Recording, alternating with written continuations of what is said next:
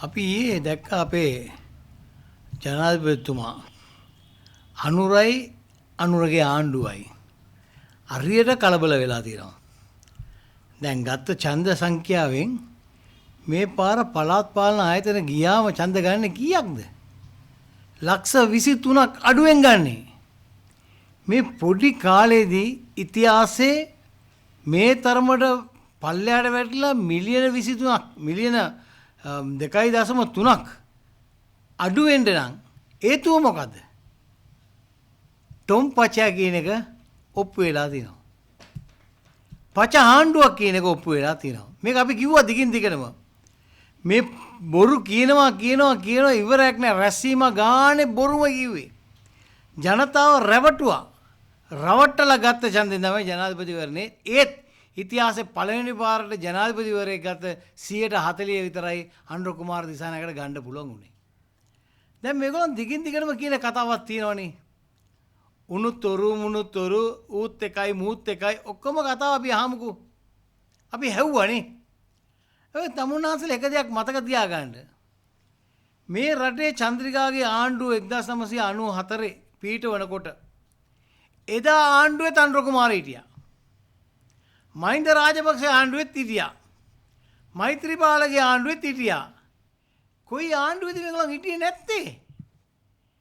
ජනතාව ඒක ඇව්වෙත් නෑ. ජනතාව මේගොල්ලන් කිව්ව කෙබර වලටයි බොරු වලටයි රැවටිලා ගිහලා ඡන්ද දුන්නා. මාස 7ක් යනකොට ජනතාවට තේරුම් ගියා මේ රටේ විපක්ෂේ කියපු හැමදේම හරි. පචමල්ලක් කියලා මුන් පච විතරයි කියන්නේ මුන් ගාව වැඩ පිළිවෙලක් නැහැ කියන එක. දැන් රනිල්ගේ වැල්පාලමේ එල්ලීලා තමයි ඉන්නේ. තමුන්නාන්සලාට පොරොන්දු දුන්නා නේද? ඒ එක පොරොන්දුවක් හරි ඊටු කරගන්න පුළුවන් වුණාද මේගොල්ලන්ට? තමුන්නාන්සලා හිතලා බලන්න. දැන් ආයිත් පළාත් සභාව වෙන්න තියෙනවා. පළාත් පාලන ආයතනම ලක්ෂ 23කින් අඩු වෙනවා නම් ඊට වැඩිය මොකුත් ඕනේ නැහැ. ඉතිහාසයේ පළවෙනි පාරට ආණ්ඩුවකට හොඳ පාඩමක් ජනතාව මේ මාස 7ක් වෙනකොට උගන්වලා දීලා තියෙනවා කියන එක අපි පැහැදිලි ලෙස කියන්න ඕනේ. දැන් මේගොල්ලන් මොකද කිව්වේ? මේගොල්ලන් අනිතුන්ට ඔක්කොම සම්පූර්ණයෙන් වෙනස් වෙලා ආණ්ඩු පීඨනවා. පාලනය ගන්නවා, පාලන බලය ගන්නවා. සභා ටික ඔක්කොම අපේ අතට එනවා.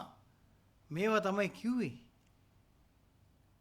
අපි දැක්කා ඒ පොරොන්දු වලින් එක පොරොන්දුවක් හරි පුළුවන් නම් මම අභියෝග කරනවා.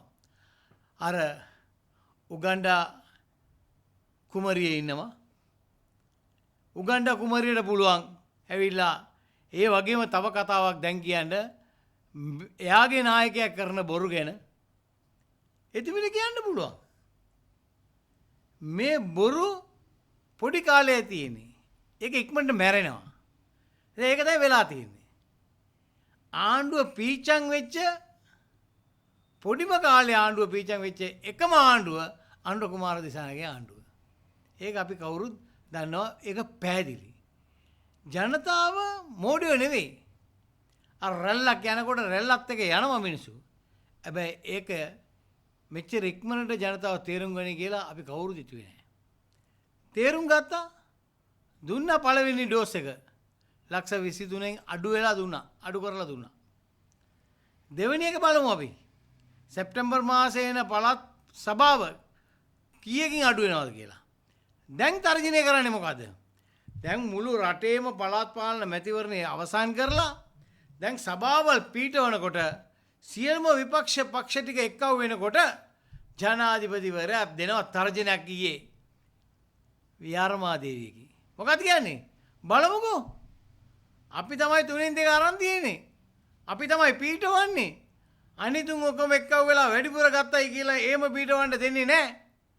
අපි ආණ්ඩුවක් අසෙන් ඒක කරන්න දෙන්නේ නැහැ කියලා කියන්නේ. තර්ජනද කරන්නේ. ඒ තර්ජන ගර්ජන වලට විපක්ෂ බය වෙන්නේ නැහැ. ඒ තර්ජන ගර්ජන වලට විපක්ෂ බය වෙන්නේ නැහැ. හැම සභාවක්ම බෞද්ධරේ විපක්ෂයට තියෙනවා නම් ඒ කවුන්සිල් එක ඒගොල්ලන් තමයි හදන්නේ. ඒ සභාව ඒගොල්ලන් හදන්නේ. මේක අනුර කුමාරගේ මේ JVP එකේ කන්ස්ටිටියුෂන් එකක් නෙවෙයි. මේ රටේ ගිය පිළිවෙත ඕනෑම සභාවක විපක්ෂයට තියෙනවා නම් മന്ത്രി ආසන වැඩිපුර ඒගොල්ලන්ට සභාව පිටවන්න පුළුවන්. මේ වලට ඇඟිලි ගහලා මේවා වැරදි දේවල් කරලා අත පුච්ච ගන්න එපා කියලා අපි ජනාධිපතිතුමාට කියනවා. ඒ නිසා රටේ ජනතාව පැහැදිලි ලෙස ඡන්ද දීලා තියෙනවා ඕගොල්ලන්ට විරුද්ධව.